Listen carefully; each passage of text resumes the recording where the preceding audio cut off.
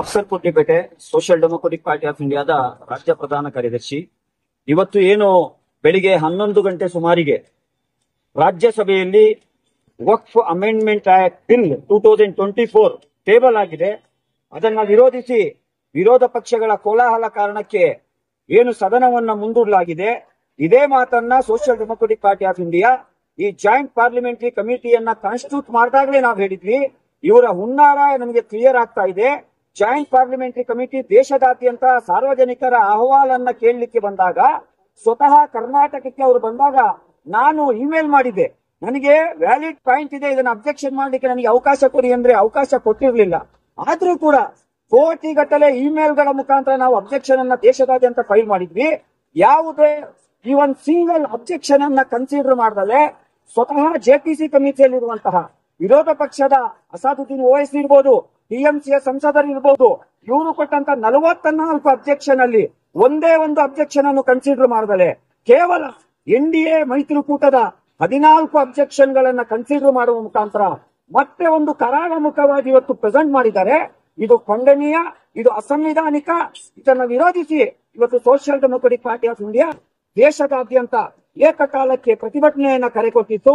ಇದ್ರ ಭಾಗವಾಗಿ ಇವತ್ತು ಹಾಸನದ ಹೇಮಾವತಿ ವೃತ್ತದಲ್ಲಿ ನಾವೆಲ್ಲರೂ ಸಾಮೂಹಿಕವಾಗಿ ಏನು ವಕ್ಫ್ ಅಮೆಂಡ್ಮೆಂಟ್ ಆಕ್ಟ್ 2024 ಇದೆ, ಇದನ್ನ ಸಾಮೂಹಿಕವಾಗಿ ಹರಿದು ನರೇಂದ್ರ ಮೋದಿ ಮತ್ತು ಅಮಿತ್ ಶಾ ಅವರ ಮಖಕ್ಕೆ ಬಿಸಾಕುವ ಮುಖಾಂತರ, ಅದನ್ನ ಸುಟ್ಟು ಹಾಕುವ ಮುಖಾಂತರ ನಮ್ಮ ಪ್ರತಿಭಟನೆಯನ್ನ ನಾವು ವ್ಯಕ್ತಪಡಿಸ್ತಾ ಇದ್ದೀವಿ. ಯಾಕಾಗಿ ಈ ಪ್ರತಿಭಟನೆ ಅಂತ ಹೇಳಿದ್ರೆ, ಈ ಬಿಲ್ ನಲ್ಲಿರುವಂತಹ ಅಂಶಗಳು ಬಾಬಾ ಸಾಹೇಬ್ ಅಂಬೇಡ್ಕರ್ ಅವರು ಬರೆದಿರುವಂತಹ ಸಂವಿಧಾನದ ಆಶಯಕ್ಕೆ ಧಕ್ಕೆ ತರ್ತವೆ. ಆರ್ಟಿಕಲ್ 26 ನಮ್ಮ ಧಾರ್ಮಿಕ ಹಕ್ಕಿಗೆ ಇದು ಚ್ಯುತಿ ಉಂಟಾಗ್ತದೆ. ಡಿಸಿ ಒಬ್ಬ ಡೆಪ್ಯೂಟಿ ಕಮಿಷನರ್ಗೆ ಜುಡಿಷಿಯಲ್ ಪವರ್ ಕೊಡುವಂತ ಪ್ರಪೋಸಲ್ ಅನ್ನು ಮಾಡ್ತಾರೆ ಅಂತ ಹೇಳಿದ್ರೆ, ಇವರ ತಲೆಯಲ್ಲಿ ಬುದ್ಧಿ ಇದೆಯೋ ಲದ್ದಿ ಇದೆಯೋ ಏನಿದೆ ಅಂತ ನಮಗೆ ಗೊತ್ತಾಗ್ತಿಲ್ಲ.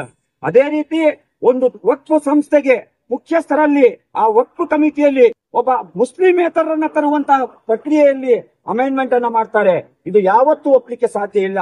ವಕ್ಫ್ ಆಸ್ತಿ ಎನ್ನುವಂಥದ್ದು ಅದು ಮುಸಲ್ಮಾನರ ಧಾರ್ಮಿಕ ಉದ್ದೇಶಕ್ಕಾಗಿ, ಶೈಕ್ಷಣಿಕ ಉದ್ದೇಶಕ್ಕಾಗಿ ನಮ್ಮ ಪೂರ್ವಿಕರು ಕೊಟ್ಟಿರುವಂತಹ ದಾನ. ಆ ದಾನ ಮುಸ್ಲಿಮರಿಗೆ ಸೇರಿದ್ದು. ಹಾಗಾಗಿ ಏನು ಈಗ ಎಕ್ಸಿಸ್ಟಿಂಗ್ ವಕ್ಫ್ ಆಕ್ಟ್ ಇದೆಯೋ, ವಕ್ಫ್ ಆಕ್ಟ್ 1995 ಅದು ಸಾಕಾಗಿದೆ ನಮಗೆ. ಅದಕ್ಕೆ ಅಮೆಂಡ್ಮೆಂಟ್ ತರುವಂತ ಅವಶ್ಯಕತೆ ಇಲ್ಲ. ಹಾಗಾಗಿ ಇದನ್ನ ನಾವು ವಿರೋಧಿಸ್ತಾ ಇದ್ದೇವೆ.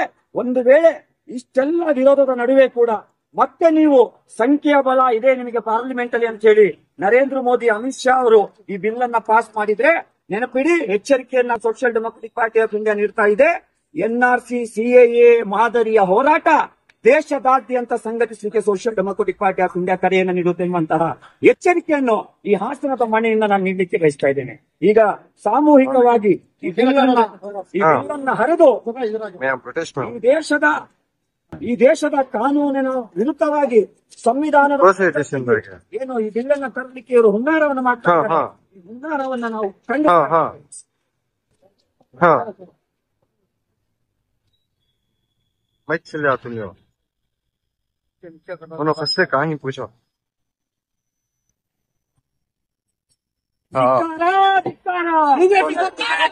कॉन्टैक्ट नंबर मुझे सेंड करो, मैं बुला लेके आ रहा हूँ.